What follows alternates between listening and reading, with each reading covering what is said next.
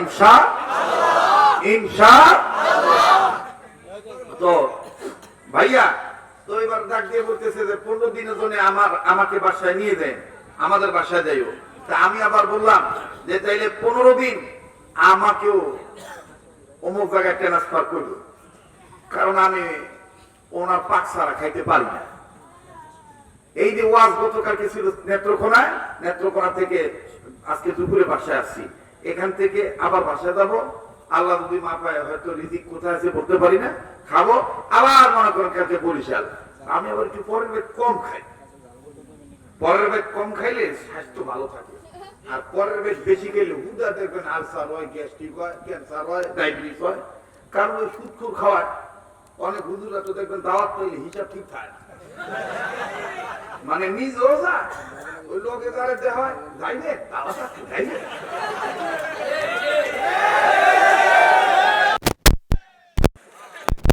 এ পাড়ার পু পাড়া, এ তুই যে আর একজনের বিনা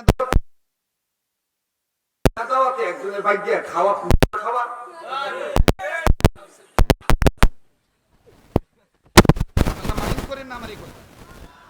আমাদের ঢাকায় এটা হয়, ইমাম সাহেবের দাওয়াত দিছে, হুজুর আমার বাচ্চা একটা ডাল ভাত খায়। এখন ইমাম সাহেব করছে কি, ওই যে ওর মুসলির লোক একটু খাতি আছে, ডাক দেখে তুই যান বাইক যাই দাওয়াত আছে। কথা কয় না চাচা। আর দেশ গ্রামের বাপ কি জানেন? দেশ গ্রামের বাপ হুজুর সাইডটা ভাত খায়, হুজুরে করে কি যায় আবার টিফিন বাটি উলিয়ে যায়।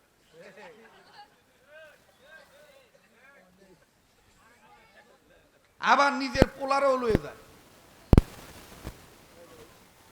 নিজের বাইর বেটারও লয়ে যায়। এই যে আপনি বিনা অনুমতিতে খাইলেন, আপনি কি জানেন এটা হারাম হলো? ছি ছি ছি। ইসলাম তাকে আজকে ভিক্ষার পাত্র বানায় বলেছে, খালি খাইতে চায়, খাওয়াইতে চায় না। জাকাত খালি নিতে চায়, জাকাত দিতে চায় না। জাকাত খালি নিতে চায় আর দিতে চায় না। দেখবেন ঢাকা আশুলিয়ার দিকে গেলে সকাল 7টার দিকে মাইক লইয়া হুজুররা, আপনার ভোলা মাইয়ার নামে 1 টাকা কইরা জান দান, পাশের তেনে আরো 2টা কয় লহ আল্লাহ নবীজির নাম।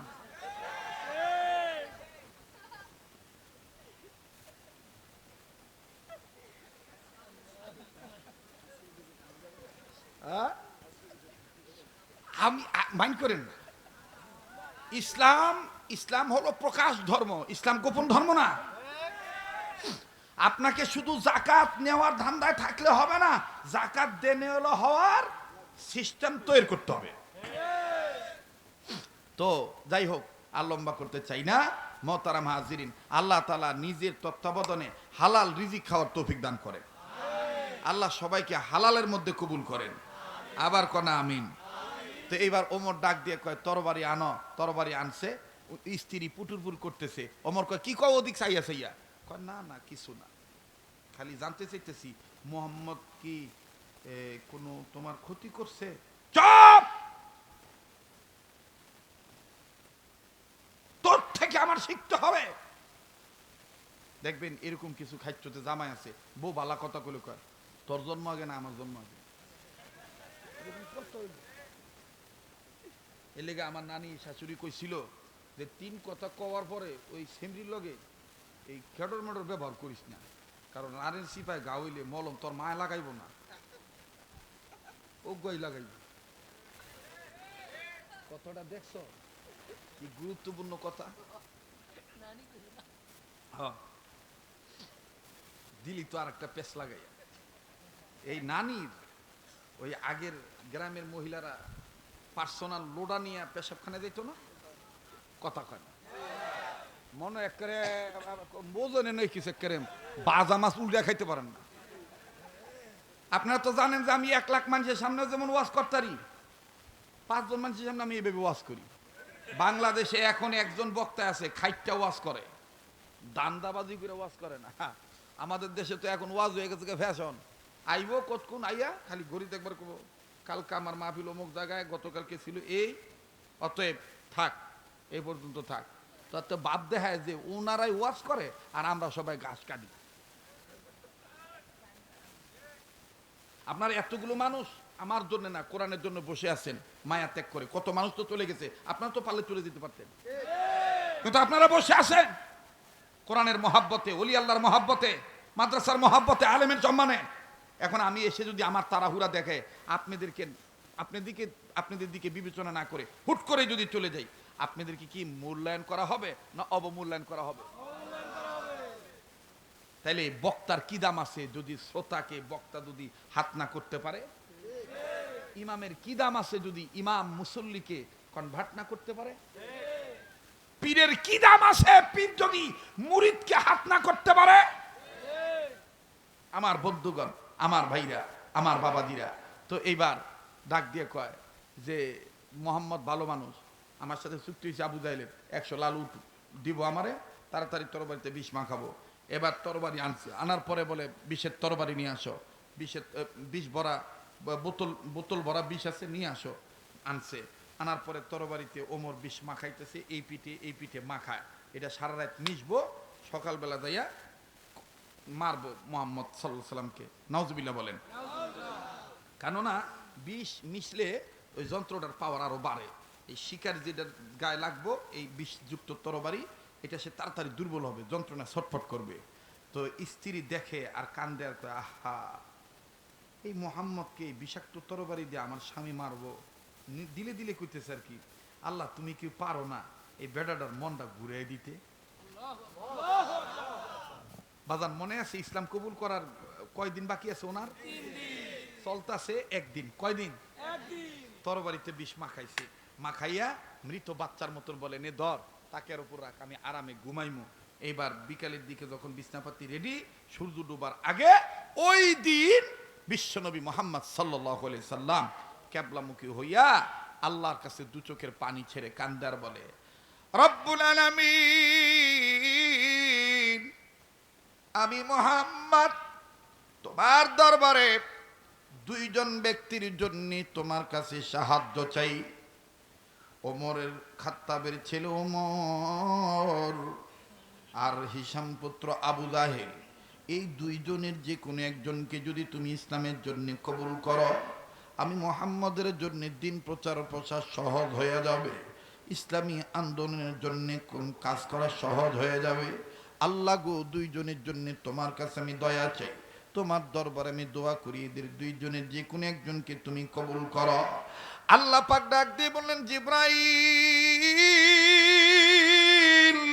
আমার নবীর কাছে যাও, আমার নবীকে আমার সালাম দাও, আমার সালাম দিয়ে বলে দাও, আমি আবু জাহেলের সনে দোয়া কবুল করলাম না, খাত্তাবের ছেলে ওমরের জন্য আমি দোয়াখানা মঞ্জুরি দিয়ে দিলাম। অথচ এই ওমর তরবারিতে বিষ মাখায় রাখছে, তরবারিতে বিষ মাখানো কমপ্লিট। এবার ওমর ঘুমাইতেছে। এখন আপনারা বলেন, ইসলাম কবুল করার আগে, ইসলাম যারা কবুল করবে, ইসলামের নীতি নির্ধারক, নীতি বিধি ব্যবস্থা, এটা মানতে হবে না? এটা সহজ করে বুঝাই, আমাদের দেশে যারা ডিফেন্সের চাকরি করে, পুলিশ, বিজিবি, আর্মি, র্যাব, ওনারা কি, ওই ভাইয়েরা বাবারা কি তাদের ইচ্ছা স্বাধীন চুল রাখতে পারে? একটা গভর্নমেন্টের আইন আছে না, চুল তাদের একটা, এটার কাটিং আছে, আর্মি কাটিং করে না, আর্মি কাটিং কাটতে হয়, নাইলে এলাও হয় না। তো এখন ওমরের চুল হইলো খাপ্পা বেখাপ্পা এলোমেলো। আল্লাহ পাক বলতেছে কুদরতি একটা জিনকে বলতেছে কুদরতি কেচি দিয়া, ওমরের জন্য যত দোয়া কবুল করছি, ওমর আমার নবীর দরবার আইব, তো আউলা জাউলা চুল লই আমি ওমরের আসতে দিব না, তুমি যাও, ওমর ঘুমাইতেছে, এই ফাঁকে যাইয়া তুমি তার চুলটি সাইজ করে দিয়েই। এইবার ওমর ঘুমাইতেছে, কুদরতি কেসি আইয়া চুল কাটতে গেছে গা। সকাল হইছে, সকালবেলা ঘুমের থেকে উঠছে, ওঠার পরে একবার দরজা দেখে, একবার নিজের মাথার চুল দেখে, এবার নাড়া দিছে, সব এলোমেলো চুল, কাটা ছাটা চুল কোলে পড়ছে।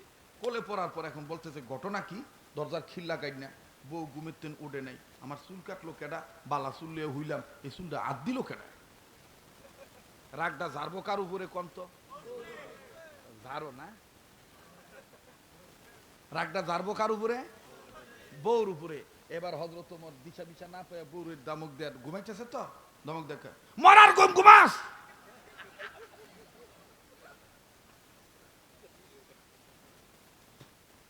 ওঠ, আমার চুল কাটবা কাটায়। এখন যদি আটকা যদি এরকম চিল্লানি করে ডাক দেয়, হার্টবিট লইরা ওঠে না, বেডি যেমন একের উইটা, কি হয়েছে এরকম করেন কা, চিল্লান কা, কি হয়েছে, আমার চুল কাটবা কাটায়। তো ওমরের স্ত্রী বলতেছে, আমনের চুল কে কাটছে, এই আমি কইমু কেন, আমি ভালো মানুষ ঘুমাইলাম সারা জীবন, আপনার আগে ঘুমিতেন উইটা বাড়ির ঘর দুয়ার ঝাড়ু দেই, রাখালে তাগাদা দিই, উঠে রে খাবার দিতে, কিন্তু আজকে কেমন জানি চক্ষু লাগিয়া গেছে গা, মানে আমনের চুল কাটা কাটছে আমি কমু কেমনে। এইবার হযরত ওমর মাথার চুল না রে আর ডাক দিয়ে কয়, বুঝছি এইয়া মুহাম্মদের আল্লাহর কাম। আরো আসতে কোন আল্লাহু আকবার, আরো আসতে কোন আল্লাহু আকবার। ডাক দিয়ে কয়, বুঝছি এইয়া মুহাম্মদের আল্লাহর কাম। এইবার বেডি এই সুযোগ পাইয়া ওমরের দিকে তাকায় কয়, তাইলে কি যাইবেন মুহাম্মদ রে মারতে?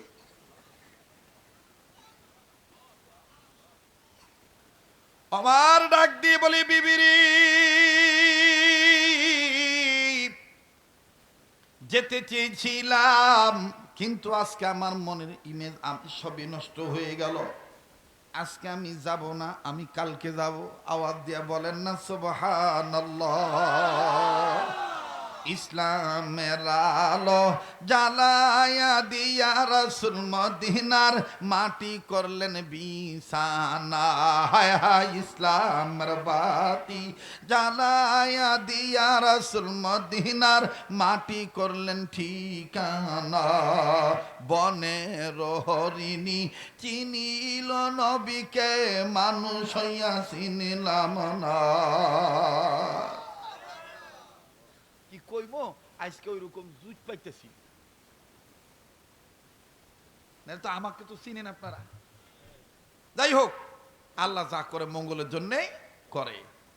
তো এবার প্রথম দিন গেল না, বাকি আছে কয়দিন? 2 দিন। খুব খেয়াল করেন, দ্বিতীয় দিন রাত্রিবেলায় হযরত ওমর কইতেছে, এই গত সকালে যাইতে পারি নাই, চুলটা কাটার কারণে মনটা খারাপ হয়ে গেছে, কেটায় চুল কাটছে, আজ গাছ কালকা যাইমু, তাড়াতাড়ি বিছনা রেডি করো, ঘুমামো। হযরত ওমর স্ত্রী বিছনা রেডি করে দিয়া আলাদা এই ওই হোগলা কন আর পাডি কন, তখন তার আমাকে মতন জাজিম টাজিম ছিল না, খেজুর পাতার চাটাই লইয়া হযরত ওমরের বউ আলাদা যাইতেছে। ওমর কয়, ব্যাপার কি, তুমি বিছানা নিয়ে কই যাও? কয়, আমি আজ রাতে নিয়ত করছি আমনের লগে আর এক বিছানায় হইম না। কয় কা? কয় মনে কিছু নিবেন না, এই গত রাত্রে যে কেউ আই আমনের চুল কাটতে গেল, এই পর্যন্ত জমেরে খুঁজা পান নাই, আজকাল যদি আমি আপনার সাথে ঘুমাই আর আজগারাইতেও যদি ওই জমে আহে আর আইয়া যদি দেখে আমনের চুল খাডো, আমি মহিলা মানুষ, আমার চুল লম্বা, আইয়া যদি আবার যদি কাইটটা লম্বা চুল কাইটটা, বেডি মানুষের চুল কাইটটা যদি জমে জাগা, তাহলে আমি সমাজে মুখ দেখামু কেমন? হযরত ওমর কই, চুল কাটার ভয় আমার লাগে ঘুমাবি না? কয়, হ। আচ্ছা ঠিক আছে, যা, তোর বিছনা আলাদা। কয়দিন বাকি আছে? বাকি আছে কয়দিন? 2 দিন। একদিন গেছে গা। তো এইবার আস্তে করে হযরত ওমরও ঘুমায়, বউ ঘুমায়, একই ঘর কিন্তু বিছানা আলাদা আলাদা। হঠাৎ করে শেষ রাত্রে ওমরের বিবি ঘুমিতে নুইটা কাঁদতাছে, তো বউর কান্নার আওয়াজে বিবি ওমরের ঘুম ভেঙে গেছে। ওমর এবার ঘুমের থেকে উঠা বলে, কি ব্যাপার, আমার বউ কান্দে কেন? কিরে বিবি, তুমি কান্দো কেন? ডাক দিয়ে বলে, স্বামী গো, আমি স্বপ্নে দেখতে পাইছি আপনি যে মোহাম্মদ নবীর কল্লা কাটতে যাবেন, যে মোহাম্মদ নবীর কল্লা কাটার জন্য তরবারিতে বিষ মাখাইছেন, আমি স্বপ্নে দেখতে পাইলাম আপনি ওমর ওই মোহাম্মদ নবীর দরবারে যাইয়া হেলে দুলে কোরআন তেলাওয়াত করতেছে।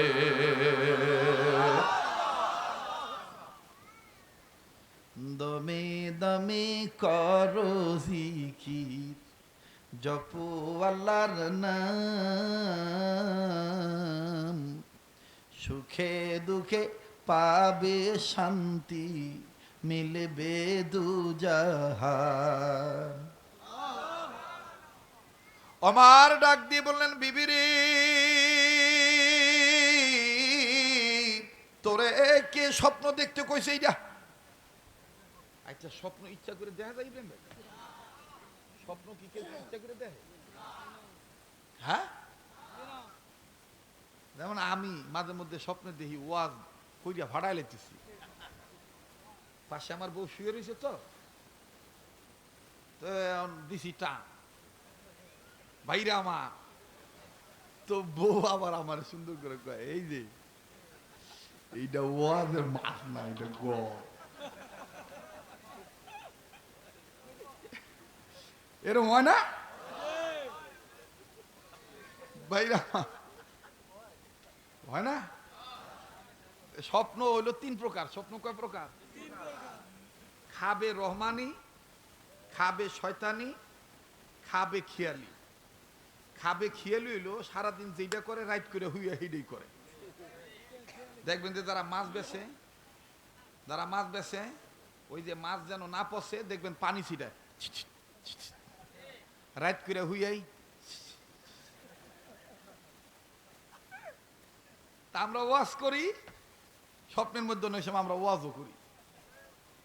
একবারে তার স্বপ্ন খুব মানে আশা আকাঙ্ক্ষা, হেলিকপ্টার উঠবো, বিমান উঠবো। ওই খেতে যখন কাম করে, তো উপর দিয়ে বিমান গেলে ওই কাম থুয়ে কয়, আহা হা হা, এটা উঠে কারাগো, আর একটু চুপ করান তো ভাই, এটা ই করে কি কয়, এইটা তো উঠে কারা? তো লগের লোকগুলা ডাক দিয়ে কইতেছে, এটা বড় লোকেরা উঠে। আহা হা, এই বিমানে যদি উঠতাম, সিট কয়টা একটু গুনে দেখতাম, জানলাটা কেমন একটু আতাইতাম, হ্যাঁ, মাথা বাইর করলে কেমন বাতাস লাগে, একটু খাইতাম হাওয়া। এই এক করতে করতে করতে করতে চিন্তা করতে করতে একদিন ঘুমাইয়া স্বপ্নে দেখে যে বিমানে উঠছে, উঠছে তা না, অনেক আহা এত সুন্দর বিমানে, জানলা কুধারে জানলায় গেছে, স্বপ্নের ভিত্তি জানলার কাছে যায়, এই আর কি জানলা দিয়ে আটকাই দিই, এ খুলবো না। ওই ঘুমের মধ্যে ওই খুলতাছে, খোলে না, বিমানের জানলা তো খোলা থাকে না, খুব জোর করে খুলছে। তো খুললে কয়, আমি একটু মাথাটা বাইর করে দেখি বাইরে কেমন দেখা যায়। এখন যে মাথা যে বাইর করছে জানালার বাইরে, এখন দেখা টাকা শেষ, এখন মাথাটা আবার ভিতরে ঢুকাই, ওহন তো আর মাথা আহে না, মাথা কই জানি আটকায় গেছে। ওই ঘুমের মধ্যে কি আমার মাথা ধরছে কে, খুব জোরাজুরি করছে, জোরাজুরি যখন করছে দেখা যে দম বন্ধ বন্ধ হয়, বা এ কি আমার নিঃশ্বাস বন্ধ হয়, কারণ ভালো করে চক্ষু মিললে ঘুমের তেন উঠে দেখে কি, ওই যে রাইট করে যে সিরা খেতা গায়ে দিয়ে হুইছিল, ওই সিরা খেতার হুড়ার মধ্যে মাথা ঢুকাইতে ঢুকাইতে পুরা গলা উঠে গেছে।